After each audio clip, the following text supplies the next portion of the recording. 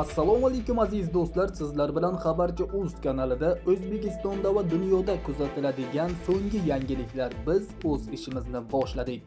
Azizlar, xabarlarimizdan to'liq ma'lumot olish uchun videoni oxirigacha tomosha qiling.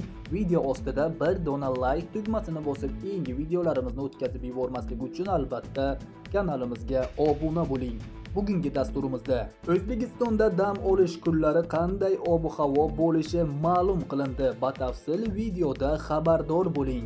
Dam olish kunlari O'zbekiston hududining katta qismida yog'ingarchilik kutilmaydi. O'zgidromet prognozlariga ko'ra 11-12 aprel kunlari faqat Samarqand, Jizzax viloyatlari, ayrim joylar va Farg'ona vodiysi viloyatlarining ba'zi joylarida momaqaldiroq bilan qisqa muddatli yomg'ir yog'adi. Harorat kechalari 8-13 daraja, kunduz kunlari 20-25 daraja bo'ladi.